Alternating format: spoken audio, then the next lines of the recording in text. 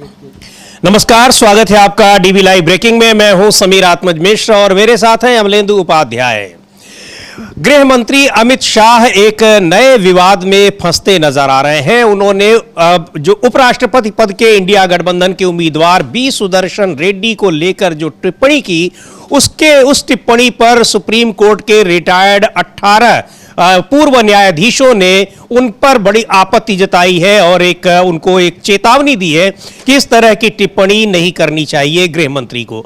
और टिप्पणी यह है कि सीधे तौर पर उन्होंने नक्सलियों के समर्थन का आरोप लगाया था गृह मंत्री अमित शाह ने बी सुदर्शन रेड्डी पर। और आरोप इसलिए लगाया था कि उनके एक फैसले को लेकर, जब वो सुप्रीम कोर्ट के न्यायाधीश थे, एक बहुत ही विवादित वहां पर जो एक सलवा जुडूम अभियान चलाया गया था नक्सलियों के खिलाफ, उसको उन्होंने भंग करने, खत्म करने की उस जो सुप्रीम कोर्ट के न्यायाधीशों की जिस पीठ ने ये फैसला दिया था, उसमें बी सुदर्शन रेड्डी भी एक न्यायाधीश थे। कई सारे इस पर सवाल उठ रहे हैं और सुप्रीम कोर्ट के पूर्व न्यायाधीशों ने क्या चेतावनी दी है।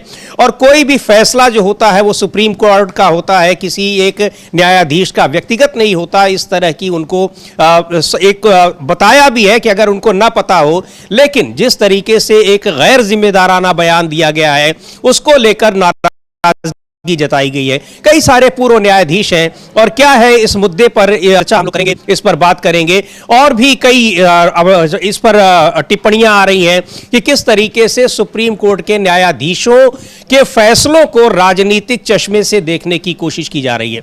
अमलेंदु जी, जब ये बयान आया था गृह मंत्री अमित शाह का, तब भी बहुत इस पर कड़ी प्रतिक्रियाएं आई थी। लेकिन अब सुप्रीम कोर्ट के जो पूर्व न्यायाधीश हैं, उनकी नाराजगी ये बता रही है कि ये कितना गंभीर मामला है। आप इसका मतलब सुप्रीम कोर्ट के जो भी फैसले हैं उनका इस तरीके से उसका मूल्यांकन किया जाएगा कि वो उन्होंने क्या कहा था, अगर वो राजनीति में आ रहे हैं कि आपके विपक्षी पार्टी के उम्मीदवार हो जा रहे हैं। और भी कई सारे सवाल उठ रहे हैं। लेकिन गृह मंत्री अमित शाह का ये कहना, ये सुप्रीम कोर्ट के पूर्व न्यायाधीशों को नागवार गुजरा है और ये भी कहा है कि ये संविधान के मूलभूत सिद्धांतों का उसका उल्लंघन करना भी है। अमलेंदु जी। हाँ बिल्कुल समीर जी, ये सुप्रीम कोर्ट के मूलभूत सिद्धांत जो है, मतलब न्याय के, उनका उल्लंघन करना है। और कोई भी फैसला किसी जज का नहीं होता है। तो यार इस आधार पर अगर निंदा की जाएगी तो फिर बहुत सी जजों की निंदा होगी। फिर डीवाई चंद्रचूड़ की भी निंदा होने लग जाएगी, फिर तो रंजन गोगोई की होने लग जाएगी, दीपक मिश्रा की होने लग जाएगी, अरुण मिश्रा की होने लग जाएगी। तमाम जजों की फिर नाम लेकर निंदा इस तरीके से होने लग जाएंगी। असल में समीर जी, दिक्कत क्या है कि अमित शाह जो है वो इत्तेफाक से राजनेता बन गए हैं। वो पॉलिटिकल आदमी तो है नहीं, व्यापारी थे। और व्यापारी से फिर मोदी जी के संपर्क में आए तो मोदी जी की कृपा से राजनेता बन गए। तो ये अब वो उनको इतना ज्ञान नहीं है कि कानून क्या कहता है और राजनीति क्या कहती है।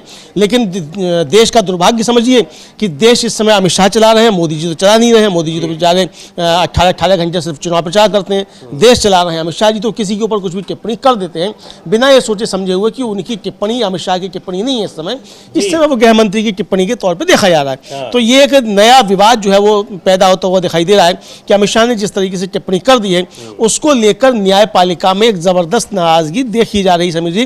और 18 सुप्रीम कोर्ट के पूर्व जज और हाई कोर्ट के पूर्व जज और कुछ वरिष्ठ वकील जो हैं, उन्होंने मिलकर सख्त भाषा में इसकी निंदा की है और इतना वक्तव्य जारी किया है। और उसमें साफ तौर पर कहा है उसमें अपने वक्तव्य में कि अमित शाह जी दायरे में रहकर बातचीत करें।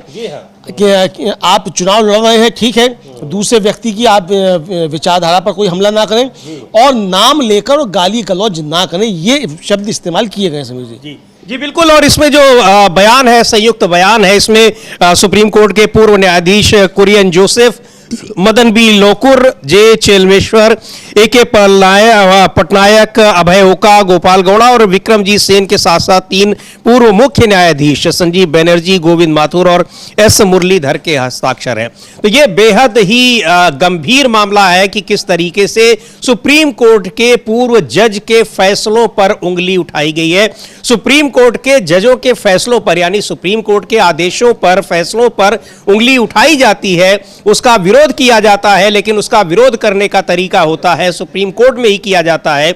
इस तरीके से राजनीतिक मकसद से नहीं किया जाता है। सुप्रीम कोर्ट अपने फैसलों को भी पलट देता है अगर उसको लगता है, बाद में सुनवाई होती है, उसका पुनर्मूल्यांकन किया जाता है। लेकिन सुप्रीम कोर्ट के न्यायाधीशों के फैसलों को 10 साल बाद, 15 साल बाद अगर उस पर राजनीति की जाती है तो निश्चित तौर पर यह न केवल सुप्रीम कोर्ट की अवमानना है, बल्कि यह एक जो संवैधानिक ढांचा बना हुआ है, एक तरह से उस पर भी बहुत बड़ा खतरा है अमलेंदु जी। और यही चेतावनी दी भी है इन न्यायाधीशों ने और जो वरिष्ठ कानूनी विशेषज्ञ लोग हैं। हाँ बिल्कुल समीर जी, बड़ी वरिष्ठ कानूनवेत्ताओं ने सबने यही चेतावनी दी है कि इससे एक नया संकट पैदा होगा और व्यवस्था जो है वो खराब होगी। और साफ तौर पर ये कहा गया समीर जी, इस वक्तव्य में जो पूर्व न्यायाधीशों ने जारी किया है उसमें यह कहा गया है कि भाई आप जो भाषा इस्तेमाल कर रहे हैं ये ठीक ठाक नहीं है और आपको सभ्यता और गरिमा के साथ इसको अपने अभियान को चलाया जाना चाहिए। और आपने जो किया है तो आप राष्ट्रपति पद, उपराष्ट्रपति पद के लिए चुनाव हो रहा है, जाहिर सी बात है कि राजनीतिक अभियान होंगे इसमें, लेकिन इसमें वैचारिक बहसें भी शामिल होंगी। लेकिन बयान में नाम और गाली से बचने की सलाह दी गई है और उम्मीदवारों की तथाकथित विचारधारा पर हमला करने के प्रति आगाह किया गया है इस बयान में समीर जी। और जो मुख्य लोग हैं इनमें हस्ताक्षरकर्ताओं में, उसमें सर्वोच्च न्यायालय के पूर्व न्यायाधीश न्यायमूर्ति ए.के. पटनायक, जस्टिस अभय एस. ओका, जस्टिस गोपाल गौड़ा, विक्रमजीत सेन, कुरियन जोसेफ, मदन लोकुर और जस्टिस चेलेमेश्वर शामिल हैं। और गोविंद माथुर, एस. मुरलीधर और संजीव बनर्जी सहित उच्च न्यायालय के पूर्व न्यायाधीशों के साथ अंजना प्रकाश, सी. प्रवीण कुमार, ए. गोपाल रेड्डी, जी. रघुराम, के. कन्नन, के. चंदू, वी. चंद्र कुमार और कैलाश गंभीर जैसे कई सेवानिवृत्त न्यायाधीश जो हैं वो इसमें उन्होंने इसका समर्थन किया है, इस बयान का समझिए। तो ये साफ तौर पर देखा जा सकता है कि ये जिस तरीके से अब ये अमित शाह ने वक्तव्य दिया उसको लेकर एक काफ़ी विवाद पैदा हो रहा है। और मसला क्या है समीर जी की जो सलवा जुलूम पे एक फैसला आया था 2011 में, और उस जो वो पीठ जो थी उसकी अध्यक्षता कर रहे थे जस्टिस सुदर्शन रेड्डी, और उन्होंने उस फैसले में जो छत्तीसगढ़ में माओवादियों से लड़ने के लिए आदिवासी युवकों को विशेष पुलिस अधिकारी के रूप में जो हथियारबंद करने की प्रथा थी सलवा जुलूम, उसको असंवैधानिक घोषित कर दिया था। उसके बाद वो बंद की गई थी वो सलवा जुलूम जो थी। इसी को लेकर जो था वो अमित शाह ने वक्तव्य दिया था कि साहब ये उनके समर्थक हैं, नक्सलियों के समर्थक हैं, और इनका अगर ये आदेश नहीं आया होता तो 2020 में ही नक्सलवाद खत्म हो गया होता, ये अमित शाह ने कहा था। इसको लेकर जो है तीखी प्रतिक्रिया सुप्रीम कोर्ट के और हाई कोर्ट के पूर्व जजों ने इसको दी है समीर जी। बिल्कुल। और अमलेंदु जी, बहुत ही विवादित वो जो अभियान था सरकार का था, सलवा जुलूम था, और उसको लेकर एक बहुत सारे ह्यूमन राइट्स वायलेशन यानी मानवाधिकार हनन के आरोप लगे थे कि वहां आदिवासियों के विरुद्ध ही सरकार इस्तेमाल कर रही है और उनको एसपीओ यानी विशेष पुलिस अधिकारी के रूप में तैनात कर रही थी, जिसके जरिए वहां वही आदिवासी समुदाय के लोग आदिवासियों के खिलाफ ही लड़ रहे थे, ऐसे आरोप थे। उस सलवा जुलूम अभियान को गैर कानूनी, गैर संवैधानिक बताते हुए उसको तुरंत खत्म करने की, निरस्त करने की का आदेश दिया था सुप्रीम कोर्ट ने अपने फैसले में। और उस पीठ ने, सुप्रीम कोर्ट की जो जजों की खंडपीठ थी उसकी अध्यक्षता कर रहे थे बी. सुदर्शन रेड्डी। तो ये एक बहुत ही उस समय का 2011 का और यानी 2000 के दशक का एक बहुत ही एक चर्चित अभियान था वो सलवा जुलूम। उसको लेकर पूरे देश में ही नहीं दुनिया भर में चर्चाएं होती थी। मानवाधिकार हनन के उल्लंघन के बहुत सारे आरोप लग रहे थे और उस पर यह बड़ा महत्वपूर्ण फैसला था। लेकिन अब जिस तरीके से नक्सलियों का समर्थक, इस फैसले के जरिए नक्सलियों का समर्थक उनको देश के गृह मंत्री बता रहे हैं, यह बहुत हैरान करने वाली बात है। और इसको लेकर आरजेडी के नेता मनोज झा की प्रतिक्रिया भी आई है और भी कई नेताओं की प्रतिक्रियाएं आई हैं, उनको भी हम आपको सुनवाएंगे। लेकिन आपको बता दें कि ये 18 जो सुप्रीम कोर्ट के पूर्व न्यायाधीश और हाई कोर्ट्स के पूर्व न्यायाधीश हैं, तमाम कानूनविद हैं, उन लोगों ने जबरदस्त फटकार लगाई है और चेतावनी दी है गृह मंत्री अमित शाह को और दूसरे राजनेताओं को भी कि इस तरीके की बयानबाजी नहीं करनी चाहिए। बहुत ही गैर जिम्मेदाराना बयान है। हाँ बिल्कुल, बहुत गैर जिम्मेदाराना बयान है और इस तरह की गलत बयानबाजी जो है वो कम से कम गृह मंत्री के पद पर रहते हुए किसी व्यक्ति को नहीं करनी चाहिए। आप भारतीय जनता पार्टी के अध्यक्ष की हैसियत से आप खूब बयानबाजी करें, खूब आप जो है बातें करें, सब शोभा देगा। चूंकि वहाँ तो प्रशिक्षण है, RSS से आए हुए होते हैं तो प्रशिक्षण है उस तरीके का, तो मिलना चाहिए। प्रशिक्षण अमित शाह जी ने भी लिया है वहाँ से, ऐसा नहीं है कि उन्होंने प्रशिक्षण नहीं लिया है। JP नड्डा ज़्यादा प्रशिक्षित हो, अमित शाह जी नहीं हो, लेकिन अमित शाह जी ज़्यादा प्रशिक्षित है। लेकिन अमित शाह जी की जिम्मेदारी गृह मंत्री के तौर पर ज़्यादा है तो ये साफ तौर पर देखा जा सकता है। इसको लेकर मनोज झा जो आरजेडी के सांसद हैं समीर जी, उन्होंने भी अपनी बात कही है, तो उसको भी हम लोग सुन सकते हैं कि मनोज झा क्या कह रहे हैं अमित शाह के इस बयान को लेकर। जी बिल्कुल, सुनते हैं मनोज झा को, आरजेडी के सांसद क्या कह रहे हैं। नहीं, देखिए, अमित शाह जी मैं समझता हूं कि मूलतः अभी भी राजनेता नहीं बन पाए, उनके अंदर सबको ले चलने की क्षमता नहीं है। और मैं तो कहूंगा न सिर्फ विपक्ष मुक्त लोकतंत्र करने की कोशिश है, बल्कि उनके जो प्रतिस्पर्धी लखनऊ में बैठे हुए हैं उनके भी निपटाने की कोशिश है। ये आंतरिक विपक्ष और बाह्य विपक्ष दोनों को खत्म करना चाहते हैं।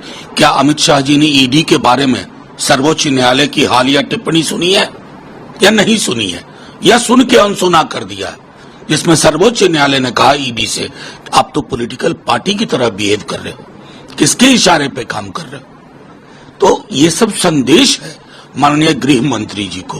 लेकिन मैं दोहराता हूं, वो न सिर्फ अपने बाहर के विपक्ष Congress, RJD, left, DMK, TMC, Sapa, बल्कि अपने अंदर भी जो उनसे कंपटीशन में चल रहे हैं लखनऊ वाले, उन तरह के तमाम लोगों को भी निपटाने की मंशा है इस कानून के तहत। तो ये आरजेडी सांसद मनोज झा ये चर्चा कर रहे हैं उस कानून को, जो कानून लाया जा रहा है। हालांकि वो पेश कर दिया गया, लेकिन उसको जेपीसी को भेजा गया है। ये बहुत सारी चर्चाएं हैं कि किस तरह से बीजेपी अपने सहयोगी दलों को निपटाने की कोशिश कर रही है, और अब वहां बिहार में भी अब किस तरह से जेडीयू को भी निपटाने की कोशिशें जारी हैं, वो जिक्र कर रहे थे। लेकिन बड़ी खबर यह है, बहुत महत्वपूर्ण खबर, कि गृह मंत्री अमित शाह के बयान पर बी सुदर्शन रेड्डी के बारे में उन्होंने उनके जो सुप्रीम कोर्ट के जज रहते हुए उनके फैसलों पर बयान दिया है, उसको लेकर सुप्रीम कोर्ट के कई पूर्व न्यायाधीशों ने जबरदस्त आपत्ति जताई है और चेतावनी दी है कि यह देश के संवैधानिक ढांचे को एक तोड़ने वाला यह बयान है। इस तरह के बयानों से बचना चाहिए। अमलेंदु जी। हाँ बिल्कुल, ये देश तोड़ने वाला बयान है, इस तरीके के बयानों से बचना चाहिए, ये साफ तौर पर समझा जा सकता है समीर जी। और जो जजेस महोदयों ने जो लिखी है, जो मतलब अपना वक्तव्य दिया है, उस पर तीखी प्रतिक्रियाएं तो आ ही रही हैं, लेकिन ये साफ तौर पर यह भी दिखाता है कि भारतीय जनता पार्टी जो है समीर जी, वो किस हद तक जा सकती है, ये उन्होंने साबित करने का एक तरीके से प्रयास किया है अमित शाह जी के वक्तव्य के जरिए। बिल्कुल, और इसे यही बताने की कोशिश भी की है जो पूर्व जजों ने कि आप राजनीतिक जो बयानबाजी है उसका यह मतलब नहीं है कि आप सुप्रीम कोर्ट के फैसलों को भी उन जजों से जोड़कर देखिए, उनको व्यक्तिगत तरीके से, उनको व्यक्तिगत रूप से उन पर आक्षेप लगाने के लिए उनके फैसलों का इस्तेमाल करिए। चूंकि 14 साल 15 साल पुराना यह मामला है और अब जाकर उन पर इस तरीके के आरोप लग रहे हैं कि वो नक्सलियों के समर्थक हैं। हालांकि उसको लेकर भी बहुत ये तो विवाद का विषय है कि नक्सली कौन है, कैसे हैं। सलवा जुडूम का पूरा आंदोलन ही बहुत ही विवादित रहा, लेकिन उस पर जो फैसला था उस समय उस फैसले की काफी चर्चा हुई थी, उस फैसले का काफी स्वागत हुआ था। लेकिन अब देश के गृह मंत्री अमित शाह उस फैसले के लिए उस जजों को, उस समय जो जिन जजों ने फैसला दिया था, उनको नक्सल समर्थक बता रहे हैं। तो बहुत ही हैरान करने वाला यह बयान है और इसको लेकर शायद प्रमोद तिवारी भी कुछ कह रहे हैं, कांग्रेस के सांसद, कई नेताओं के बयान आ रहे हैं। लेकिन महत्वपूर्ण बात यह है कि 18 जो सुप्रीम कोर्ट के, हाई कोर्ट के पूर्व न्यायाधीश, पूर्व मुख्य न्यायाधीश हाई कोर्ट्स के तमाम कानूनविद, उनके इस जो संयुक्त एक वक्तव्य जारी किया गया है उस पर हस्ताक्षर है। हाँ, उस पर हस्ताक्षर समीर जी। और जो महत्वपूर्ण बात है वो यही है कि खुले तौर पर अभी एक तरह से कहा जाए कि अमित शाह ने सुप्रीम कोर्ट के जजों के खिलाफ जो है वो मोर्चा खोल दिया है। और इससे पहले भी आपको याद होगा कि जो संसदीय कार्य मंत्री हैं इस समय, किरण रिजिजू, वो जिस समय कानून मंत्री थे, उसमें उनका एक वक्तव्य आया था कि सुप्रीम कोर्ट के कुछ पूर्व जज जो है वो देशद्रोह में लगे हुए हैं। इस शब्द में भूल रहा हूँ क्या थे, लेकिन इसी तरीके का था, मतलब उसका तात्पर्य यही था कि वो उसमें लगे हुए हैं। अरे बीजेपी के सांसद तो सीधे देश के चीफ जस्टिस ऑफ इंडिया को, सिटिंग सीजेआई को कह रहे थे कि ये गृहयुद्ध फैला रहे हैं। तो इस तरीके बयान थे। तो इसका मतलब भारतीय जनता पार्टी न्यायपालिका से दो हाथ करना चाहती है, क्योंकि भारतीय जनता पार्टी को लग रहा है कि न्यायपालिका उसके रास्ते में रोड़ा बन रही है और तानाशाही यहाँ जो है वो नहीं लाने दे रही है न्यायपालिका। तो सीधे सीधे मोर्चा एक खोल दिया। और जिस तरीके से जजेस को ट्रोल करते हैं बीजेपी के समर्थक और बीजेपी से जुड़े हुए लोग समीर जी, वो साफ तौर पर देखा जाता है। आपको याद होगा कि एक बीच में नूपुर शर्मा वाला एक मसला हुआ था, उसमें जस्टिस पारदीवाला को किस तरीके से ट्रोल किया गया, इसी तरीके से जो पटाखों को लेकर आ गया था एक फैसला, उसको लेकर जजेस को व्यक्तिगत तौर पर ट्रोल किया गया। तो इस तरीके से ट्रोल किया जाता है। हालांकि जस्टिस चंद्रचूड़ का कहना था कि उनको ट्रोल दूसरे लोग करते हैं, उनका कहना था कि उनको दूसरे लोग ट्रोल करते हैं। तो जस्टिस कारडू की जो आलोचना होती थी वो ट्रोलिंग नहीं थी, वो ये होती थी कि आप संवैधानिक पद पर बैठे हुए और आप प्रधानमंत्री से भी मुलाकात कर रहे हैं, वो फिर आप उसका अक्स आपका जो है वो दिखाई पड़ता है, फैसलों असर दिखाई पड़ता है। तो बचना चाहिए उस समय प्रधानमंत्री ऐसे पद पर बैठे व्यक्ति से मिलने के लिए, ये उनकी आलोचना होती थी। लेकिन सीधे तौर पर किसी तरीके से जस्टिस चंद्रचूड़ की भी उस तरीके से ट्रोलिंग नहीं हुई जिस तरीके से बीजेपी के लोग अन्य जजों की ट्रोलिंग करते रहते हैं। तो ये भी अब देखा जाए तो अमित शाह ने खुद सामने आकर सुप्रीम कोर्ट के पूर्व जजों की ट्रोलिंग करने का जिम्मा शायद संभाल लिया है, ऐसा प्रतीत होता है इनके इस वक्तव्य से। इधर समीर जी एक इंटरव्यू दिया है अमित शाह जी ने एक न्यूज एजेंसी को, और उस न्यूज एजेंसी को दिए इंटरव्यू में उन्होंने जो बातें कही उसमें एक जो CISF को बुला लिया गया था पार्लियामेंट में, उसको लेकर भी उन्होंने बात कही अपनी, और उस पर प्रतिक्रिया दी है प्रमोद तिवारी ने जो कांग्रेस के राज्यसभा में उपनेता हैं। तो हम लोग सुन सकते हैं कि प्रमोद तिवारी अमित शाह के उस वक्तव्य पर क्या पलटवार कर रहे हैं। जी बिल्कुल, जिसमें संसद में विपक्षी सांसदों को बाहर करने के लिए CISF को बुला लिया गया था। सुनते हैं, उसको लेकर मल्लिकार्जुन खड़गे ने पत्र भी लिखा था, उस पर आपत्ति जताई थी और वहां पर राज्यसभा के उपसभापति से भी आपत्ति जताई थी, लेकिन एक गंभीर मुद्दा था। पर उस पर क्या कहा है प्रमोद तिवारी, क्या कह रहे हैं, उनको सुन लेते हैं। आदरणीय गृह मंत्री जी अमित शाह जी, ये किसको आप सिखा रहे हैं, किसको समझा रहे हैं? जो क्षेत्र लोकसभा के सदन की सीमा निर्धारित है, परिसर, जिसे सदन का परिसर कहा जाता है, ठीक है वो स्पीकर करते हैं। पर क्या आप मुझे बताएंगे कि स्पीकर ने कभी पैरा मिलिट्री फोर्स आजाद भारत में नियुक्त हुई थी मार्शल के रूप में? जरा ये बता दें पूरे देश को। ये आप अनोखे हैं, आपकी सरकार अनोखी, जो पैरा मिलिट्री फोर्स सदन के परिसर में लगा रही है और उसे बेल में भेज रही है, सदन के अंदर भेज रही है, जहां सांसद का निर्बाध गति से आवागमन है। यानी आप सांसदों को डराने के लिए, धमकाने के लिए पैरामिलिट्री फोर्स का इस्तेमाल कर लेंगे। विरोध हमारा अधिकार है। जब भारतीय जनता पार्टी विरोध में थी तो वो भी करती थी इसका प्रयोग, और स्वर्गीय जेटली जी ने और स्वर्गीय सुषमा स्वराज जी ने, पढ़ लीजिएगा, तब आप नहीं थे यहां, तब आप गुजरात में रहे होंगे, उन्होंने कहा था विरोध हमारा अधिकार है और हम विरोध करेंगे। आप किसको सिखा रहे हैं, किसको समझा रहे हैं, किसको गुमराह कर रहे हैं कि स्पीकर करता है? पैरामिलिट्री फोर्स, मेरे सवाल का जवाब दीजिए कि आज तक, आजादी के बाद से आज तक, क्या कभी स्पीकर ने उसका इस्तेमाल किया? और अगर नहीं किया तो ये मोदी सरकार में क्यों हो रहा है? मैं बताता हूं, मैं दोनों मौकों पे था राहुल गांधी के साथ। आज समझ लीजिए, कभी राहुल गांधी ने ऑर्डिनेंस फाड़ा ही नहीं। वो जो जोड़ के दिखाया जाता है ना, वो बक्सी का तालाब लखनऊ में उन्होंने फाड़ा था, जो घोषणा पत्र था उत्तर प्रदेश सरकार का विधानसभा क्षेत्र। ऑर्डिनेंस कभी राहुल गांधी ने फाड़े ही नहीं। एक दूसरे पेपर को जिसे फाड़ते हुए दिखाया जाता है वो ऑर्डिनेंस नहीं था। तो झूठ की एक सीमा होती है, कम से कम जिम्मेदार पदों पर बैठे लोग तो झूठ न बोले। मैं कहना चाहता हूं ये आरोप झूठा है। देखिए, जो उस समय की सदन ने जो उचित समझा वो कानून बनाया था। आइए हम बात कर लेते हैं 130वें संशोधन की।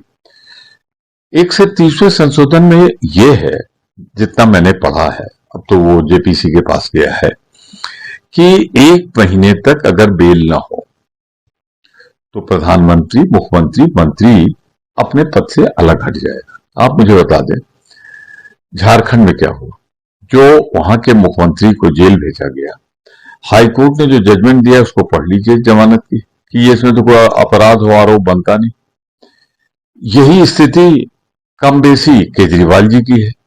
तो यानी कि आपकी सरकार जो कुख्यात है अपने विरोधियों को फंसाने के लिए, वो किसी ईडी से, सीबीआई से, जो आपके बिल्कुल एजेंट के तौर पर काम कर रहे हैं, जिन्होंने स्वायत्तता समाप्त हो गई है, वो भाजपा के एजेंट के तौर पर काम कर रहे हैं, उनसे आप किसी मुख्यमंत्री, किसी मंत्री को आप किसी मुकदमे में फंसा दी, जमानत तो होती नहीं 5-6 महीने ईडी सीबीआई के केसेस की, तो यानी वो पद से चला जाए।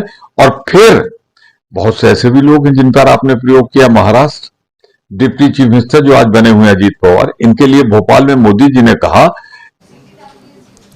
तो ये तमाम उन मुद्दों की चर्चा कर रहे हैं। सीआईएसएफ को बुला लेना पार्लियामेंट में, कई सारे इस तरीके से अपने विरोधियों को दबाने के लिए, विरोधियों को धमकाने के लिए ये आरोप लग रहे हैं।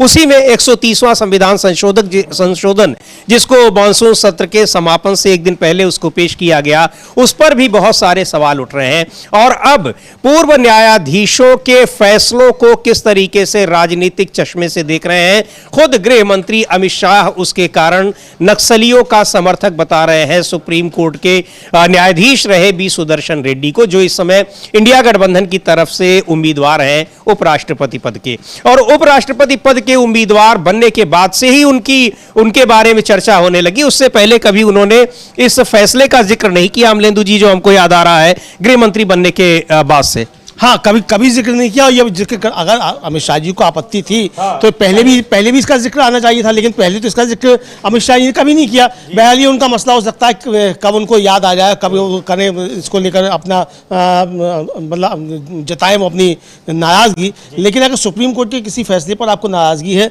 तो आपको जाना चाहिए था सुप्रीम कोर्ट। भाई ठीक है, आपकी दिल्ली में सरकार नहीं थी, गुजरात में तो आप तो है, आपकी सरकार थी, गुजरात से चले जाते आप, जाकर कहते कि भैया गलत है, इसको चले जाते।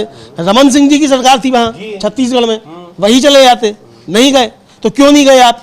सुप्रीम कोर्ट के फैसले के खिलाफ आपको सुप्रीम कोर्ट में अपील करनी चाहिए थी, आपने उस पर अपील नहीं की। अब आप आज जो बता रहे हैं कि साहब वो फैसला जो था वो बी सुदर्शन रेड्डी का था और वो नक्सलियों से जो है वो सहानुभूति रखते, कल को आप सारे जजों को बता लेंगे किसी सहानुभूति रखते। इस आधार पर तो ये भी होने लग जाएगा। जबकि है ये समीर जी कि न्यायपालिका में आरएसएस से जुड़े हुए लोग घुसेड़े जा रहे हैं।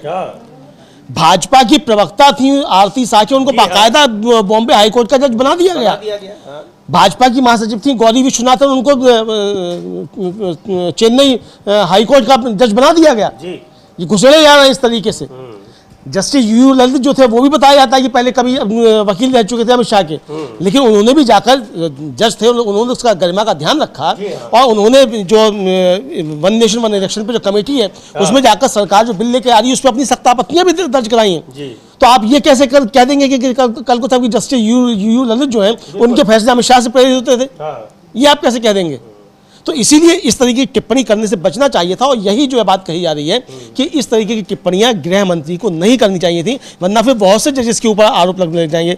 अब आपको जिस जज ने बचाया है जस्टिस सदाशिवम, अब आपने उसे गवर्नर बना दिया, तो ये भी तो फिर सवाल उठेंगे फिर। बिल्कुल, इस मतलब आप गलत तरीके से बचे हैं। फिर वो असल में बार बार आरोप लगते हैं अमलेंदु जी सरकार पर कि अपने विरोधियों को, चाहे कोई भी हो, अगर उनके खिलाफ जा रहा है तो वो फिर उनके ट्रोलिंग का शिकार होगा, देशद्रोही बता दिया जाएगा, देश का विरोधी बता दिया जाएगा। और वो इस तरह की चीजें, उसमें चाहे वो सुप्रीम कोर्ट के न्यायाधीश हो, चाहे पूर्व न्यायाधीश हो, चाहे कोई भी हो, यहां तक कि अगर जो अपनी पार्टी के भी लोग हो तब भी उनको भी नहीं बख्शा जाता है कि वहां जो सरकार नेतृत्व के ऊपर सवाल उठाए। और नेतृत्व का मतलब ही ये हो गया कि वो पूरा देश है। तो बहुत सारे सवाल उठ रहे हैं और इन सवालों के बीच जब बी सुदर्शन रेड्डी जो सुप्रीम कोर्ट के न्यायाधीश रहे हैं उन पर जो टिप्पणी की है और उनको नक्सलियों का समर्थक बताया है, तो सुप्रीम कोर्ट के पूर्व जजों ने, तमाम कानूनविदों ने सख्त आपत्ति जताई है, चेतावनी दी है गृह मंत्री अमित शाह को और गृह मंत्री अमित शाह के जरिए राजनीतिक दलों को, नेताओं को, कि इस तरह की टिप्पणियां कतई नहीं होनी चाहिए। और इसके बीच में यह सवाल तो बना ही है अमलेंदु जी की उपराष्ट्रपति पद का चुनाव क्यों हो रहा है। और जिन उपराष्ट्रपति जगदीप धनखड़ ने इस्तीफा दिया, अब वो भूतपूर्व हो गए, भूतपूर्व बनने के बाद वो अभी तक दिखाई ही नहीं पड़े कि वो है कहां। एक बार फिर सवाल उठाया गया है। हाँ बिल्कुल कहा है, और इस पर भी एक इंटरव्यू में अमित शाह जी ने कह दिया है कि भाई ज्यादा चिंता करने की जरूरत नहीं है। उन्होंने निजी कारणों से इस्तीफा दिया। इसको लेकर जयराम रमेश जो कांग्रेस के महासचिव संचार हैं, उन्होंने थोड़ी देर पहले ट्वीट किया है और उन्होंने बहुत सख्त टिप्पणी जो है इसको लेकर की है समीर जी, और हम वो ट्वीट दिखा भी सकते हैं, हालांकि अंग्रेजी में है, लेकिन उसका आप अनुवाद अगर हिंदी में बता देंगे तो बेहतर रहेगा। जी देखते हैं उस ट्वीट को। और बार बार ये सवाल उठ रहे हैं, जयराम रमेश ने भी सवाल उठाया है, कपिल सिब्बल ने सवाल उठाया है, और कि कहां है जगदीप धनखड़। लिख रहे हैं जयराम रमेश की श्री जगदीप धनखड़ ने 21 जुलाई 2025 की रात को अचानक और अप्रत्याशित रूप से भारत के उपराष्ट्रपति पद से इस्तीफा दे दिया। यह अभूतपूर्व था। एक दिन बाद प्रधानमंत्री ने केवल उनके अच्छे स्वास्थ्य की कामना की। आज गृह मंत्री ने और भी कुछ कहने की कोशिश की है, लेकिन उन्होंने रहस्य को और गहरा कर दिया है। इस बात का कोई स्पष्टीकरण नहीं है कि किसानों के हितों की रक्षा करने वाले अदम्य और उत्साही श्री धनखड़ 1 महीने से भी ज्यादा समय से पूरी तरह से गुमनाम क्यों हैं। इस्तीफे का यह पूरा प्रकरण वास्तव में विचित्र है और यह दर्शाता है कि किस तरीके से G2 यानी गुजरात 2 की बात कर रहे हैं, गुजराती 2 किस तरह से काम करता है, ये उन्होंने लिखा हुआ है। और इसको लेकर यानी बिल्कुल सही बात है, संदेह और गहरा हो गया है कि आप कह रहे हैं कि वो बिल्कुल ठीक है। अरे ठीक है तो आकर बात क्यों नहीं करते? अब तो वो एकदम स्वतंत्र है, किसी संवैधानिक पद पर भी नहीं है, अपना पद छोड़ा है। और अमलेंदु जी आपको याद होगा लगातार ये सवाल उठ ही रहे हैं। मानसून सत्र समाप्त भी हो गया और मानसून सत्र की शुरुआत के वाले दिन ही 21 जुलाई को ही उन्होंने इस्तीफा दे दिया था। और 2 दिन पहले ये खबरें आती हैं किसी एजेंसी के जरिए, फिर वो कई जगहों पे चलती हैं कि उपराष्ट्रपति जगदीप धनखड़ अपने घर पर सरकारी आवास पर बहुत ठीक है, योगा कर रहे हैं, टेनिस खेल रहे हैं, लेकिन इस खबर के साथ कोई तस्वीर नहीं जारी की। और सारा कुछ जो है सूत्रों के हवाले से। हाँ, सब कुछ सूत्रों के हवाले से समीर जी। और एक तरह से कहा जाए कि कोई भी जो है वो उनकी खोज खबर नहीं है। और ये बताया जा रहा है कि जैसे कपिल सिब्बल ने भी कहा कि उन्होंने फ़ोन किया, उनकी बातचीत नहीं हो पाई, और लोगों की भी जो थी बातचीत नहीं हो पाई। ये सब देखने में आया कि किस तरीके से जगदीप धनखड़ कहाँ है, किसी को भी कुछ पता नहीं पड़ पा है कि आखिर चले कहाँ चले, जगदीप धनखड़ कहाँ है। और इसको लेकर चिंताएं जाहिर सी बात है कि होनी चाहिए। और अब तो ये भी कहा जा रहा है कि भाई इसके लिए क्या लगता है कि हैबियस कॉर्पस जो है वो सुप्रीम कोर्ट में डालना पड़ेगा कि आखिर जगदीप धनखड़ कहाँ है। क्योंकि जो व्यक्ति इतना ज्यादा, जैसे राहुल गांधी ने भी कहा कि भाई जो व्यक्ति संविधान से परे जाकर भारतीय जनता पार्टी के लिए इतना मुखर होकर बॉलिंग करता था, वो एकदम से खामोश हो जाए तो ये पता नहीं कि क्या चल रहा है। और राहुल गांधी कहा था कि हम समझ सकते हैं कि हम कैसे युग में जी रहे हैं। इसका मतलब कि किस तरीके की चीजें चल रही हैं ये साफ तौर पर देखा जा रहा है। और ये देखने में आ रहा है कि जगदीप धनखड़ के मामले को भाई मामला बढ़ रहा है। आखिर उनके चुनाव हो रहा है तो जगदीप धनखड़ कहाँ है ये तो मालूम पड़े। जिस व्यक्ति ने इस्तीफा दिया उसके वजह से चुनाव हो रहा है, इसको लेकर जो लगातार सवाल हो रहे हैं। और लेकिन इसको अभी तक जो है चर्चा इस पर बीजेपी चाहती है बंद हो जाए, क्योंकि अमित शाह जी का कहना है कि भाई उन्होंने निजी कारणों से दिया है, इसमें ज्यादा कुछ खोजने की आवश्यकता नहीं है। ये कहकर ही अमित शाह ने संदेह पैदा कर दिए कि इसके पीछे बहुत कुछ है, बहुत कुछ है। जी बिल्कुल, इसीलिए लिखा है जयराम रमेश ने। और एक तरफ यहां पर इनका ये बयान आता है और दूसरी तरफ एक दिन पहले ये खबरें एक तरीके से जिसको कहा जाता है कि प्लांट कराई गई कि जगदीप धनखड़ अपने आवास पर, सरकारी आवास पर वो ठीक ठाक है। लेकिन किसने बताया? उनके परिवार के लोगों ने। परिवार के लोग खुद चिंतित हैं क्योंकि परिवार के भी किसी व्यक्ति का कोई बयान नहीं आया है। तो जगदीप धनखड़ खुद भी आकर बता सकते हैं, अगर वो ठीक है तो मीडिया में बात कर सकते हैं। ट्विटर भी यूज करते थे, चलाते थे, वो सोशल मीडिया भी चलाते थे, वहां भी बात कर सकते हैं। लेकिन उनकी तरफ से कोई बयान नहीं आया है सूत्रों के हवाले से। और इतने प्राइम लोकेशन में रहते हैं, अगर जगदीप धनखड़ के बारे में किसी एजेंसी को, मीडिया हाउस को रिपोर्ट करनी है कि वो ठीक है तो जाकर उनके घर पता भी कर सकता है, उनसे बात भी कर सकता है। वो नहीं बात कर रहे हैं, क्यों नहीं कर रहे हैं? और उनको बात करने से, मीडिया से बात करने से, सार्वजनिक जगह पर जाने से कौन रोक रहा है? यही सारे सवाल तो पूछे जा रहे हैं। हाँ बिल्कुल, यही सवाल पूछे जा रहे हैं कि आखिर वो सामने क्यों नहीं आ रहे हैं जगदीप धनखड़। और जगदीप धनखड़ जब सामने नहीं आ रहे हैं तो उनको लेकर अमित शाह जी ये क्यों कह रहे हैं कि भाई कुछ ज्यादा खोजने की आवश्यकता नहीं है, आखिर सामने आना चाहिए। अगर बीमार भी हैं तो कम से कम सामने आकर जो है उनको बात करनी चाहिए कि मेरी तबीयत ठीक नहीं है। सतपाल मलिक भी बीमार थे, वेंटिलेटर पे थे, आईसीयू में थे, उन्होंने तो आईसीयू से भी अपना वीडियो जारी कर दिया था सतपाल मलिक ने। तो आखिर क्या बीमारी है जगदीप धनखड़ साहब को और वो कहाँ गायब है, इसको लेकर देश को चिंता क्यों नहीं करनी चाहिए? भाई एक व्यक्ति जो 21 जुलाई की शाम तक उपराष्ट्रपति था और अचानक से वो इस्तीफा दे देता है और सुप्रिया सुले कह रही है कि हमने तो उनके यहाँ सब गए थे, मिलकर उनसे मिलकर आए थे। जी भाई, उन्होंने सदन का संचालन किया, बिल्कुल स्वस्थ थे बाकायदा, और शाम को अचानक स्वास्थ्य कारणों से इस्तीफा दे रहे हैं, तब तो और चिंता बढ़ जाती है कि अचानक ऐसी कौन सी स्वास्थ्य संबंधी दिक्कत उनको आ गई। हाँ बिल्कुल, स्वास्थ्य मंत्री कह रहे हैं बिल्कुल सही है, स्वस्थ है, तो भाई उनका स्वस्थ है तो वो आए बताए सामने, क्यों नहीं आ रहे सामने। तो ये साफ तौर पर जो है वो देखा जा रहा है कि किस तरीके से आ रहा है। लेकिन इधर जिस तरीके से समीर जी ये मामला जो है ये आ रहा है एक तरीके से आप कह सकते हैं जगदीप धनखड़ का, ये भी काफी ज्यादा दिलचस्प होता जा रहा है। और जिस तरीके से जस्टिस बी सुदर्शन रेड्डी के ऊपर टिप्पणी की गृह मंत्री अमित शाह ने, उसको लेकर भी है काफी ज्यादा हो रहा है। इधर एक ब्रेकिंग खबर समीर जी ये आ रही है कि सुप्रीम कोर्ट ने लोक नीति CSDS के सह निदेशक संजय कुमार के खिलाफ 2 FIR पर रोक लगा दी है। उन पर महाराष्ट्र चुनावों में मतदाताओं की संख्या में वृद्धि संबंधित गलत आंकड़े ट्वीट करने का आरोप है। ये जो है अभी रोक लगा दी उनकी गिरफ्तारी पर। और जैसा कि आपको याद है कि कहा तो जाता है कि संजय कुमार जी उसी बीजेपी का जो इनर सिस्टम है उसके ही आदमी हैं, तो शायद उनसे पहले ट्वीट कराया गया, फिर उसके बाद उसको डिलीट करवाया गया, ये बताने के लिए कि राहुल गांधी ने गलत आंकड़े दिए। लेकिन राहुल गांधी ने इनके आंकड़े दिए ही नहीं थे, इनके आंकड़े लिए ही नहीं थे, और इन्होंने तो आंकड़े बाद में दिए, राहुल गांधी ने तो पहले दे दिए थे। और राहुल गांधी ने चुनाव आयोग के आंकड़े दिए, आयोग के आंकड़े दिए। और दूसरी बात ये कि राहुल गांधी ने जो आंकड़े दिए समीर जी, उन आंकड़ों को लेकर तो इंडिया गठबंधन ने चुनाव से पहले ही चुनाव आयोग में शिकायत दर्ज कराई है कि ये गड़बड़ियां हो रही हैं। महाराष्ट्र में चुनाव आयोग से जाकर इंडिया गठबंधन का संयुक्त प्रतिनिधिमंडल जाके मिला है, बाकायदा उसने रिटर्न में दिया है कि भाई ये गड़बड़ियां वोटर इसमें हो रही हैं। तो राहुल गांधी ने उनका कहां से कर लिया। लेकिन फिलहाल ये खबर आई है कि उनको संजय कुमार साहब को राहत मिल गई, सुप्रीम कोर्ट ने उनकी गिरफ्तारी पर रोक लगा दी है और नोटिस इशू जारी कर दिए हैं संबंधित लोगों को, ये जिन्होंने FIR दर्ज कराई थी। तो ये महत्वपूर्ण खबर है सुप्रीम कोर्ट से, चूंकि CSDS के जो हैं संजय कुमार, उन्होंने ट्वीट किया था और कि वो किस तरीके से वोटों में बढ़ गए थे मतदान के बाद, और बाद में वो ट्वीट उन्होंने डिलीट कर दिया। तो जैसा कह रहे हैं अमलेंदु जी कि ये ऐसा क्यों किया गया, अच्छा वो भी अचानक किया गया CSDS के जरिए, और पहले भी उनको इसके लिए चेतावनी दी गई, चूंकि CSDS की फंडिंग जो है वो सरकार की तरफ से होती है, उनको धमकियां भी दी गई, उनके खिलाफ कार्रवाई की और ये FIR हुई। लेकिन आखिर में सुप्रीम कोर्ट में जाकर वो FIR उस पर ये फैसला आया हुआ है।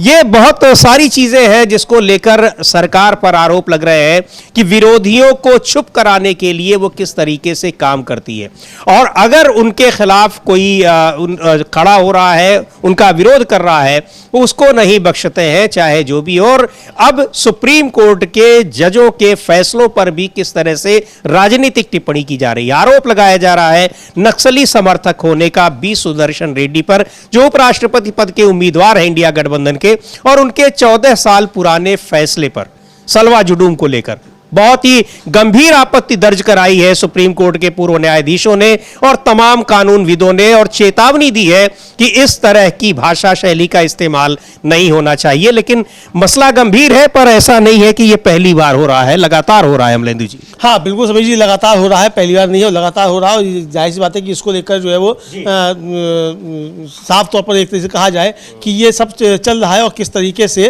आप देख सकते हैं कि ये इस पर आ रहा है। और अमित शाह जी जिस तरीके की टिप्पणियां कर रहे हैं समीर जी, उसको लेकर बहुत गंभीर सवाल जो है उठ रहे हैं, आप देख सकते हैं। और जयराम रमेश ने भी इस पर कुछ ट्वीट किया है, हम लोग उसको भी देखते हैं। और जैसा कि आपको बताया हमने कि 18 पूर्व न्यायाधीशों, उच्च न्यायालय के पूर्व मुख्य न्यायाधीश, तमाम कानूनविद, इन लोगों के हस्ताक्षर हैं। एक संयुक्त बयान जारी किया गया है जिस पर अमित शाह, गृह मंत्री अमित शाह के इस बयान पर गंभीर आपत्ति दर्ज कराई गई है और उनको चेतावनी दी गई है।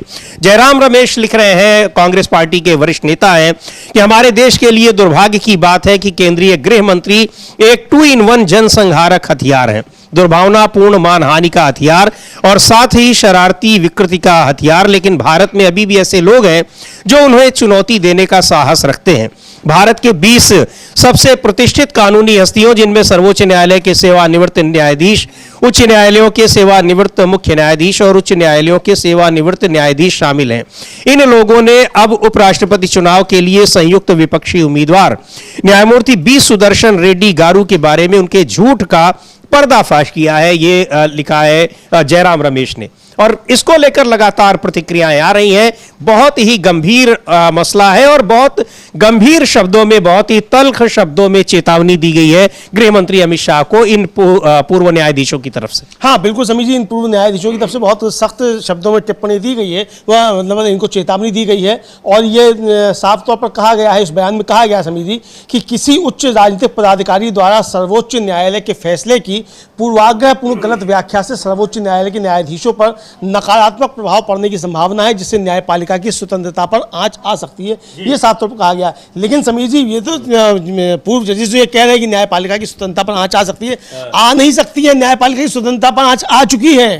भारतीय जनता पार्टी लगातार न्यायपालिका की स्वतंत्रता को बाधित कर रही है, स्वतंत्रता को बाधित कर रही है, गरिमा पर को ठेस लगा रही है। चीफ जस्टिस ऑफ इंडिया को बीजेपी के एमपी, मौजूदा एमपी, वो इस तरह से कहें कि वो देश में गृह युद्ध फैला रहे हैं, तो इससे ज्यादा गंभीर बात क्या हो सकती है? हाँ बिल्कुल, ज्यादा गंभीर। उनके खिलाफ उनकी पार्टी कोई कार्रवाई भी नहीं करती, कोई कार्रवाई नहीं करती। और समझ जी, अफसोस की बात यह है कि सुप्रीम कोर्ट भी सुमो मोटो लेकर एक पत्रकार को तो अवमानना का नोटिस इशू कर देता है, लेकिन भारतीय जनता पार्टी के सांसद जब सीधे सीधे सीजीआई को लक्षित करके बहुत अशोभनीय और तुच्छ टिप्पणी करते हैं, उसको जो है माफ कर देता है। तो ये भी एक समझ, यानी इसका मतलब समझ ये भी समझा सकता है कि गृहमंत्री अमित शाह जिस तरीके के वक्तव्य दे रहे हैं, तो क्या वास्तव में न्यायपालिका की स्वतंत्रता खतरे में आ चुकी है?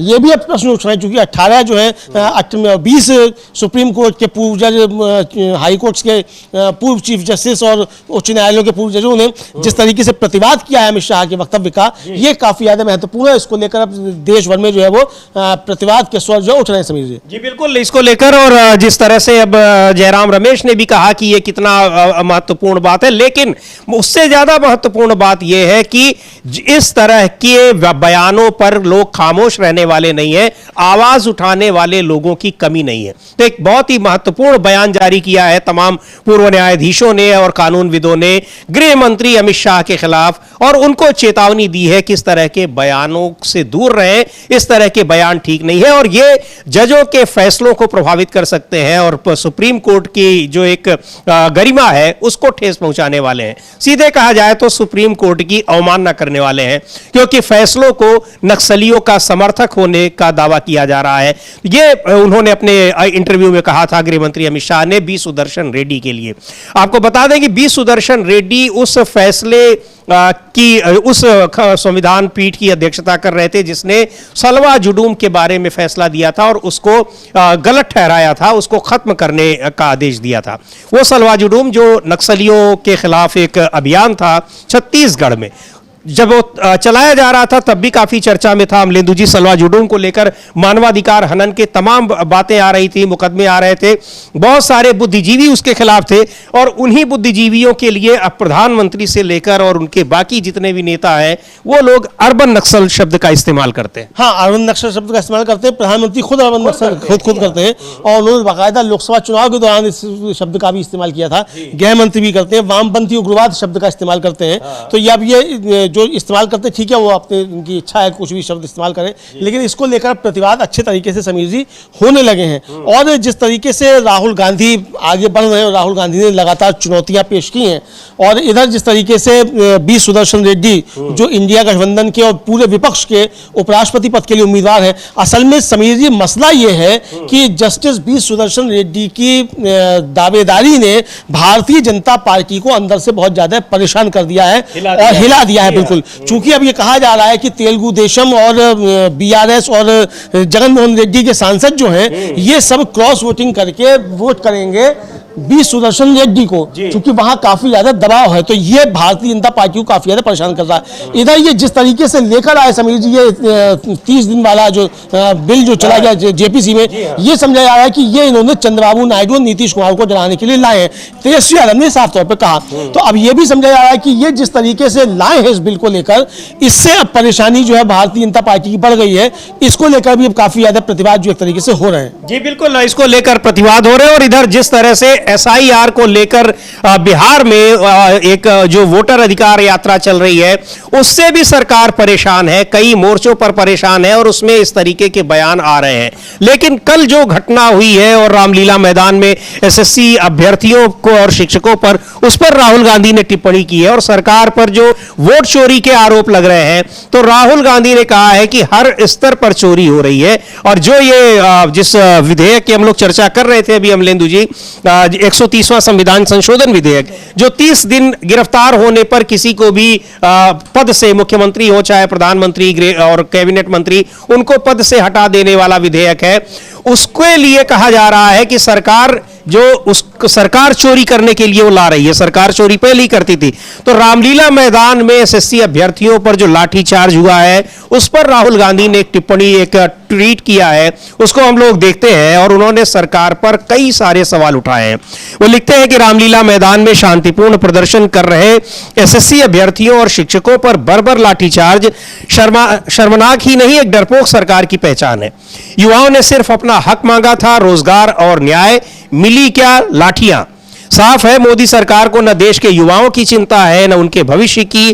क्यों हो, यह सरकार जनता के वोटों से नहीं, वोट चुरा कर सत्ता में आई है। पहले वोट चुराएंगे, फिर इसको ट्वीट को हम लोग देख भी सकते हैं स्क्रीन पर।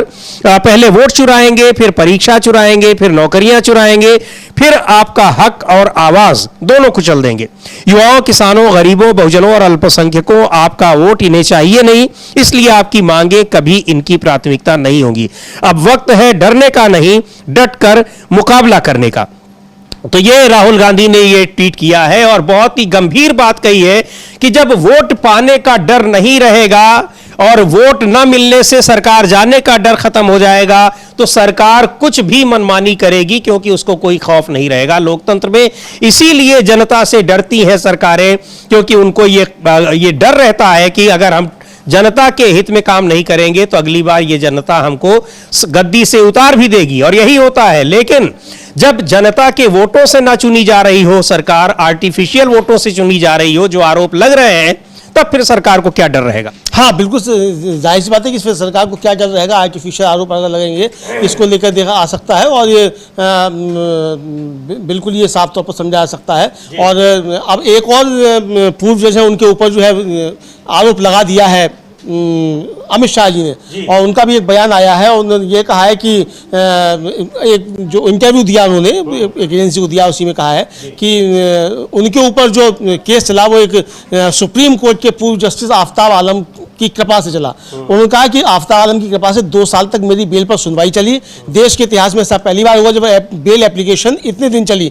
अमित शाह ने कहा कि जब जस्टिस आफ्ताब आलम ने रविवार के दिन विशेष अदालत बैठाकर बेल एप्लीकेशन को सुना। अमित शाह ने कहा कि सुनवाई के दौरान आफ्ताब आलम ने कहा कि यदि आप राज्य में रहे तो साक्ष्यों को प्रभावित कर सकते हैं। इस पर मेरे वकील ने कहा कि यदि आपको ऐसा है तो जब तक बेल फैसला नहीं होता तब तक मेरे क्लाइंट गुजरात से बाहर रहेंगे।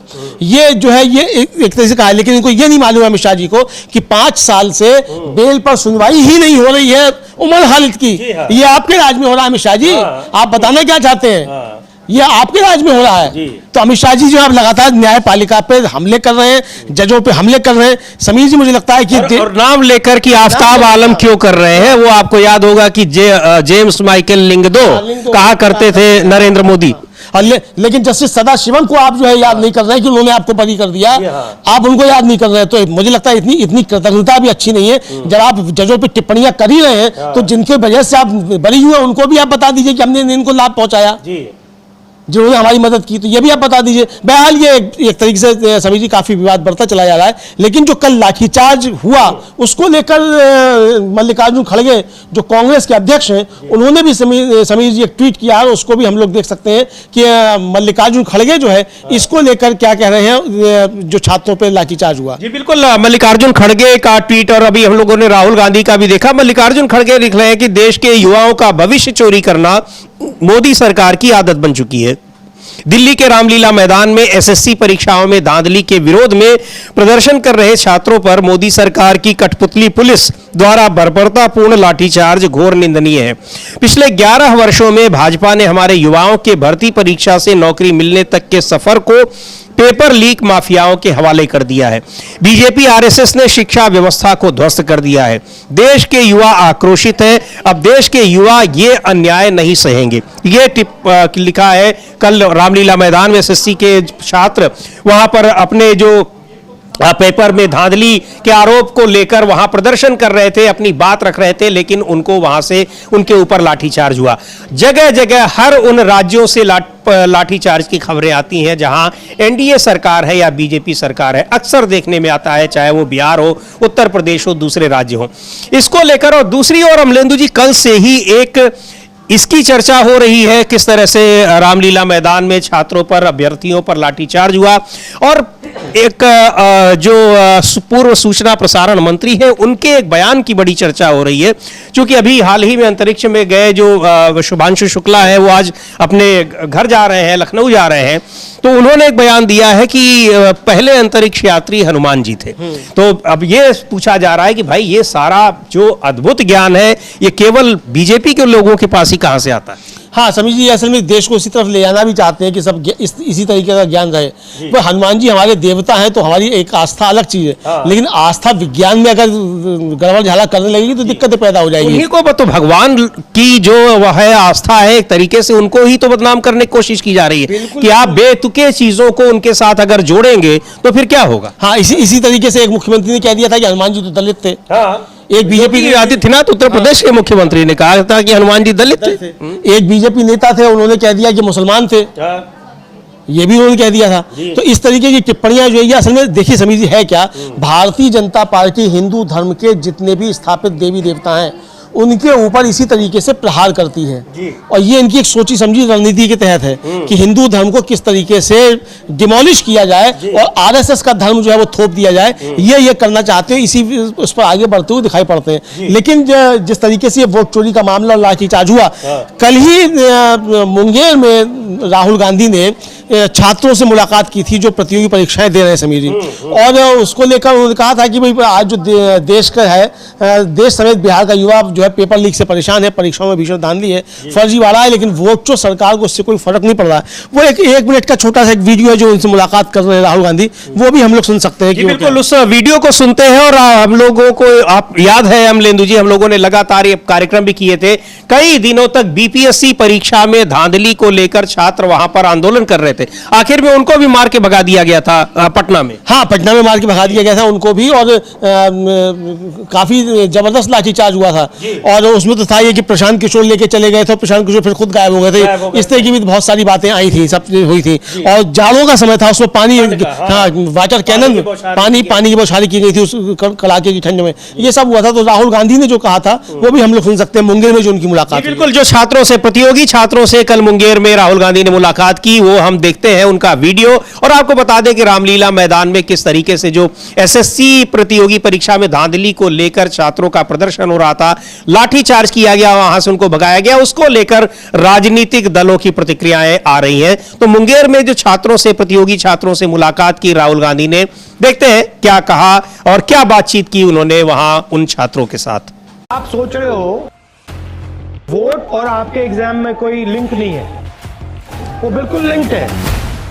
पेपर लीक का थोड़ा समझाइए मुझे, ये क्या हो रहा है? बिहार में इतना ज्यादा क्यों हो रहा है? कर्नाटक में, तेलंगाना में इतना नहीं होता जितना यहाँ होता है, यूपी में होता है, यहाँ होता है, तो यहाँ इतना ज्यादा क्यों हो रहा है? जब तक अंदर के लोग अगर नहीं मिले हुए हों तब तक पेपर लीक होने का कोई सवाल ही नहीं। और पेपर लीक के पीछे आइडिया क्या है? बस पैसा बनाना या ये? बिल्कुल एग्जैक्टली, बड़े पैमानों पर पैसा बनाना। ये जो 66,000 जो हम लोग का रिजल्ट आया था, 11,000 मल्टीपल रिजल्ट हुआ है। एक ही स्टूडेंट को 3-3 जगह मतलब ज्वाइनिंग दिया गया है, जिसके वजह से हमारा रिजल्ट नहीं हो पाएगा। सर, हम 8 महीने से गर्दनी बाग में बैठे हैं, धरना प्रदर्शन कर रहे हैं, भूख हड़ताल भी कर लिए, रोड पे भी उतर चुके हैं। 6 मई को हम लोगों ने सीएम आवास का घेराव किया था। सर, मैं खुद डिटेल सर ने ये वोट चोरी का जो मुद्दा उठाया है, लोकतंत्र ही नहीं बचेगा। इनको हमारी डर कैसे होगी? इनको तो वोट से सरकार बनानी नहीं है। ये आपने नब्ज पकड़ी है। अगर चोरी करके सर सरकार बनानी है तो हम लाख सड़कों पे उतर ले या हम पे लाठियां चल जाए, इन्हें कोई फर्क नहीं पड़ने वाला है। ये तो जानते हैं इनको हम कितनी बार भी लाठियां मारेंगे, इनके वोट से हमको मतलब नहीं, हम चुनाव जीतेंगे। ये हम यात्रा में कह रहे हैं कि आप सोच रहे हो कि वोट और आपके एग्जाम में कोई लिंक नहीं है, वो बिल्कुल लिंक्ड है। अगर आपसे आपका वोट ले लिया गया तो जो भी वो करना चाहते हैं आपके साथ कर देंगे। एग्जाम लीक, एग्जाम कैंसिल, और उनको बेरोजगारी से कोई फर्क नहीं पड़ने वाला। तो ये राहुल गांधी ने प्रतियोगी छात्रों से मुलाकात की। प्रतियोगी छात्र बता रहे हैं कि 8 महीने से वो वहां आंदोलन कर रहे हैं, कोई सुनने वाला नहीं है। और जब ज्यादा छात्र आते हैं, प्रदर्शन होने लगता है, नारेबाजी होती है, तो फिर डंडे मारकर भगा दिए जाते हैं। हाँ बिल्कुल, डंडे मारकर भगा दिया जाता है। और डंडे पे समीर जी याद आ गया कि डंडे तो किसानों पे भी बरसाए गए थे। वो किसान फिर से दिल्ली आ रहे हैं, अपने हक की मांग करने वाले सब पर बरसाए गए हैं। जी जी, डंडे बरसाए गए हैं। वो किसान अब फिर दिल्ली आ रहे हैं और जंतर मंतर पर जुटना शुरू हो गए हैं किसान। तो अब किसानों का भी आंदोलन फिर से शुरू हो रहा है। तो यानी सरकार को चैन नहीं लेने देंगे आंदोलनकारी, बकौल मोदी जी आंदोलन जीवी। तो ये आंदोलन उठ रहे हैं और मोदी चाहते हैं कि आंदोलन देश में खत्म हो जाए, ताकि तानाशाही जो है सरकार की, मोदी जी की, वो आ जाए। लेकिन जो है देश, समीर जी, वो एक तरह से कहा जाए कि सड़कें जो है वो गुंजायमान है। सड़कें तानाशाही कबूल नहीं कर रही हैं और सड़कों से तानाशाही को चुनौती मिल रही है। ये साफ तौर पर देखा जा रहा है। बहरहाल समीर जी, ये किसान भी आ रहे हैं। उसके बाद अब राहुल गांधी की जो वोटर अधिकार यात्रा चल रही है, कल प्रियंका गांधी भी बिहार पहुंच रही है और प्रियंका गांधी भी उस यात्रा में शामिल होंगी। तो ये एक बड़ी खबर इस समय आ रही है। प्रियंका गांधी वहां जाएंगी और वोटर यात्रा में शामिल होंगी। और कई इंडिया गठबंधन के नेता जो है, जो समापन होगा 1 सितंबर को पटना के गांधी मैदान में, उसमें कई इंडिया गठबंधन के नेता शामिल होंगे इस वोटर अधिकार यात्रा में। और ये वोटर अधिकार यात्रा ने एक तरह से कहा जाए मोदी सरकार का सुख चैन सब छीन लिया है, चुनाव आयोग का सुख चैन छीन लिया है। ये साफ देखने में आ रहा है समीर जी। बिल्कुल अमलेंदु जी, सुख चैन छीन लिया है, ये बिल्कुल सही बात है। और ये भी अब तमाम चर्चाएं हो रही हैं कि ये वोटर अधिकार यात्रा, जिस तरीके से वहां के लोगों का समर्थन मिल रहा है, वो एनडीए गठबंधन के भीतर भी दरार डालता दिखाई पड़ रहा है। एक दिन भागलपुर में राहुल गांधी की सभा में बिजली काट दी गई थी, जिसका जिक्र भी किया था, हम लोगों ने दिखाया भी था। आपको हो सकेगा फिर से आपको दिखा देंगे कि उनकी सभा हो रही है और वहां बिजली काट दी गई। लेकिन उसके बाद बड़ी स्मूथली चल रही है सभा, और यह कहा जा रहा है कि नीतीश कुमार बिल्कुल स्मूथली उसको चलने देना चाहते हैं, क्योंकि जो वोटर अधिकार रैली है, यानी जो एसआईआर है, इससे पीड़ित लोग, तमाम जनता दल यूनाइटेड के वोटर भी हैं, वो ये बात सामने आई। और जनता दल यूनाइटेड के तमाम सांसद और विधायक खुलेआम इस बात को कह रहे हैं कि एसआईआर की प्रक्रिया बिल्कुल खराब है, मनमाने तरीके से की गई है और इसको वापस ले लेना चाहिए। हाँ बिल्कुल समीर जी, एसआईआर की मनमानी प्रक्रिया है, इसको वापस लेना चाहिए। और जो चल रहा है समीर जी मुकदमा सुप्रीम कोर्ट में, उसमें भी ये साफ समझ में आता है कि ये एक तरीके से वापस ही होगा, क्योंकि इतनी बड़ी संख्या में अगर वोट काटे जाएंगे तो सुप्रीम कोर्ट कैसे खामोश रह पाएगा। ये सुप्रीम कोर्ट के ऊपर जो है बातें चल रही हैं समीर जी। तो इसलिए लगता यही है कि ये जो है वापस होगा। तो अब ये साफ तौर पर देखा जा सकता है कि इस पर एसआईआर पर क्या होता है। 8 सितंबर को सुनवाई है, 8 सितंबर तक क्या होता है, तब तक जो समय दिया गया है चुनाव आयोग को अपना काम करने के लिए, तो चुनाव आयोग जो है वो अपनी किस तरीके से सफाई पेश करता है ये देखना होगा। क्योंकि सवाल बहुत ज्यादा जो है वो एक तरीके से उठ रहे हैं इस समय चुनाव आयोग को लेकर, तो इसलिए चुनाव आयोग का मसला वो बना हुआ है। ये बिल्कुल है, चुनाव आयोग का जो इसमें पूरे मामले में गिरा हुआ नजर आ रहा है।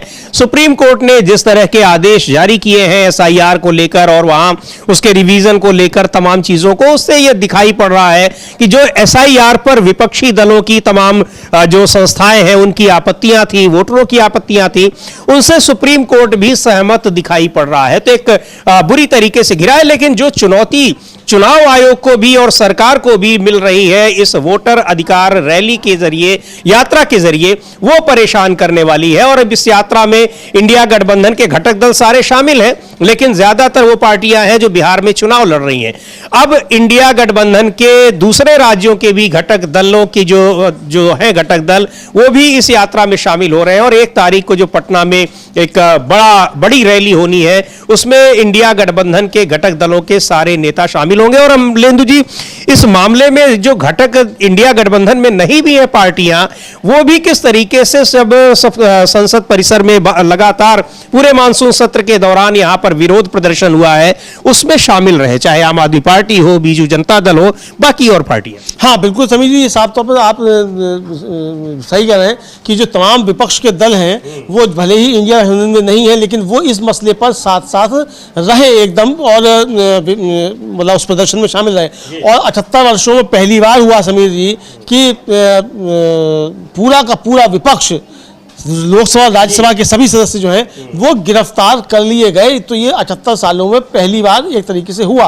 लेकिन अब ये कितने समय तक चल पाएगा ये देखना होगा, चूंकि अब विपक्ष की आवाज़ जो है वो काफ़ी तेज़ हो रही है और सरकार के खिलाफ एक माहौल बन रहा है और वोट चोरी का आरोप जो है वो घर घर में अब पहुंच रहा है। समीर जी, एकदम साफ तौर पर देखा जा सकता है। और कल राहुल गांधी ने जिस तरीके से कहा एक प्रेस कॉन्फ्रेंस में कि भाई जिस तरीके से आप मतलब ये वोट चोरी है ये बच्चों तक भी पहुंच गया है और छोटे छोटे बच्चे आते हैं मेरे कान में आकर कहते हैं कि वोट चोर गद्दी छोड़। तो ये बिल्कुल बात सही है कि ये मामला अब पूरे देश भर में पहुंच चुका है कि वोट चोर गद्दी छोड़ तो एक बड़ा जो है वो चीज हो सकती है। जी बिल्कुल, इसको लेकर ये लोगों तक पहुंच चुका है। और चूंकि बिहार में वहां 65 लाख लोगों को यही आशंकाएं जताई जा रही थी जब SIR की प्रक्रिया को शुरू किया गया था कि लाखों करोड़ों की संख्या में मतदाताओं को निकाल बाहर किया जाएगा। और जब पहली उसकी प्रक्रिया पूरी हुई, ड्राफ्ट सूची आई, तब उसमें 65 लाख लोग बाहर दिखाई पड़े और चुनाव आयोग उन 65 लाख लोगों की जानकारी भी नहीं दे रहा था। ये तो सुप्रीम कोर्ट का जब दबाव रहा तब उसने जानकारी दी। तो ये पूरा वोट चोरी का मुद्दा यूं ही नहीं पहुंचा है अमलेंदु जी, जिस तरह से एक विधानसभा में 1 लाख से ज्यादा वोट कैसे वहां पर फर्जी वोट बनाए गए और वो वोट दिलाए गए, उसका जब पूरा प्रेजेंटेशन दिया राहुल गांधी ने, चुनाव आयोग भी सकते में आ गया और सरकार भी सकते में आ गई। अचानक चुनाव आयोग प्रेस कॉन्फ्रेंस करता है तो पूरा का पूरा मामला घेरे में ला रहा है चुनाव आयोग को। और जो आरोप है कि चुनाव आयोग और सरकार बीजेपी मिलकर यहां अपनी ही सरकार बनाए रखने की हर संभव कोशिश कर रहे हैं, षड्यंत्र कर रहे हैं, एक तरीके से उसके ये पुख्ता प्रमाण की तरह से सामने आए। हाँ बिल्कुल समझिए, पुख्ता प्रमाण की तरीके से सामने आया। और इस पर एक तरीके से कहा जाए कि चुनाव आयोग और भारतीय जनता पार्टी दोनों जो है वो बचाव की मुद्रा में है। आप देखिए इतने गंभीर आरोप लग रहे हैं, प्रधानमंत्री जब सदन में पहुंचते हैं तो जोर जोर से नारे लगते हैं वोट चोर। कभी ऐसा नहीं हुआ प्रधानमंत्री के साथ नहीं हुआ कि वोट चोर गद्दी छोड़, लेकिन ये हुआ। अमित शाह जो बड़े ताकतवर मंत्री समझे जाते हैं और सुपर प्रधानमंत्री समझे जाते हैं, उनको बिल पेश करते समय चौथी रो में बैठना पड़ा और सुरक्षा कर्मियों के बीच बैठना पड़ा और उनके ऊपर बिल फाड़ के जो थे वो उनके फेंके गए उनके ऊपर। तो इस तरीके से हुआ। लेकिन इस बीच समझिए एक और बड़ी खबर सुप्रीम कोर्ट से ही आ रही है और सुप्रीम कोर्ट से खबर ये आ रही है कि सुप्रीम कोर्ट ने त्रिपुरा जनजातीय स्वचालित जिला परिषद अधिनियम 1994 के तहत लंबित ग्राम समिति के चुनाव कराने के लिए चुनाव आयोग और त्रिपुरा चुनाव आयोग को निर्देश देने वाली याचिका पर नोटिस इशू कर दिया है। और ये खंडपीठ थी CJI जस्टिस BR गवई और जस्टिस NV अंजारिया की। इन्होंने आदेश जो है जारी कर दिए हैं त्रिपुरा के चुनाव आयोग को और केंद्रीय चुनाव आयोग को नोटिस इशू किए कि इस पर वो अपना पक्ष रखे। तो ये एक बड़ी खबर है सुप्रीम कोर्ट से। जनजातीय क्षेत्रीय स्वचालित जिला परिषद जो है कि उसको ग्राम समिति वहां की उसके चुनाव कराए जाए, इसके लिए वहां पर निर्देश जारी किए हैं। लेकिन सुप्रीम कोर्ट के जो पूर्व न्यायाधीशों ने गृह मंत्री अमित शाह को चेतावनी जारी करते हुए संयुक्त वक्तव्य जारी किया है, वो बहुत गंभीर मामला है। और गृह मंत्री अमित शाह को एक चेतावनी दी गई है कि इस तरह की बयानबाजी न करें। गृह मंत्री अमित शाह ने सुप्रीम कोर्ट के पूर्व न्यायाधीश और मौजूदा समय में इंडिया गठबंधन की तरफ से उपराष्ट्रपति पद के उम्मीदवार बी सुदर्शन रेड्डी के एक फैसले की वजह से उनको नक्सलियों का समर्थक बताया है एक इंटरव्यू में। इसको लेकर जबरदस्त आपत्ति जताई गई है। राजनीतिक प्रतिक्रियाएं भी आ रही हैं, लेकिन जिस तरह से न्यायविदों ने, कानूनविदों ने इस पर प्रतिक्रिया दी है, चेतावनी दी है, वो बहुत गंभीर मसला है। हाँ बिल्कुल समझ जी, बहुत ज्यादा गंभीर मसला है और इस पर न्यायविदों की तरफ से ये सख्त टिप्पणी आई है और ये शब्द इस्तेमाल किए गए उसमें कि आप अपनी चुनावी उसमें कैंपेन में आप गाली और नाम से बचें, ये साफ तौर पर कहा गया है कि आप अपने चुनावी, यानी इसका मतलब कि अमित शाह जी जो हैं वो नाम लेकर गाली दे रहे हैं, इसका तात्पर्य ये भी निकाला जा सकता है समीर जी। और ये बहुत सख्त शब्दों में अमित शाह को पूर्व जरूर चेतावनी दी है, धमकी भी आप कह सकते हैं कि दी है कि आप जो है कायदे में रहिए, दायरे में रहिए। आपका एक दायरा है, ठीक है, आप राजनीतिक व्यक्ति हैं तो आप अपना कैंपेन करेंगे, निश्चित तौर पर करेंगे, लेकिन अगर आप सुप्रीम कोर्ट के पूर्व जजों के ऊपर इस तरीके से लांछन लगाएंगे और टिप्पणियां करेंगे तो उसका प्रतिवाद न्यायपालिका की तरफ से आ सकता है समीर जी। और समीर जी ये एक अवमानना का भी मामला हो सकता है। सुप्रीम कोर्ट इस पर स्वतः संज्ञान ले सकता है। अमित शाह जी को लेने के देने पड़ सकते हैं अगर सुप्रीम कोर्ट की स्वतंत्रता बरकरार है। जी बिल्कुल, इस गृह मंत्री के इस का जो ये इंटरव्यू है, इसमें और जो बातें की हैं, गुजरात के मंत्री रहते हुए उनको अपने जो गिरफ्तार हुए उनके जमानत को लेकर जो उन्होंने टिप्पणी की है उस समय के सुप्रीम कोर्ट के न्यायाधीशों पर, वो बहुत गंभीर मसला है और निश्चित तौर पर जैसा अमलेंदु जी कह रहे हैं कि अवमानना का मामला भी बन सकता है और कड़ी कार्रवाई भी हो सकती है। देखते हैं इसमें आगे क्या होता है, लेकिन बुरी तरीके से फंसते नजर आ रहे हैं इस इंटरव्यू के कारण गृह मंत्री अमित शाह। 18 से ज्यादा न्यायाधीशों, पूर्व न्यायाधीशों और जिसमें कई राज्यों के मुख्य न्यायाधीश भी रह चुके हैं, ऐसे न्यायविदों ने चेतावनी वाला एक संयुक्त वक्तव्य जारी किया है गृह मंत्री अमित शाह को। देखते हैं आगे क्या होता है, रहेगी इन सब पर हमारी नजर। फिलहाल इस कार्यक्रम को अब यहीं समाप्त करते हैं। मुझे और अमलेंदु उपाध्याय को दीजिए अनुमति। नमस्कार।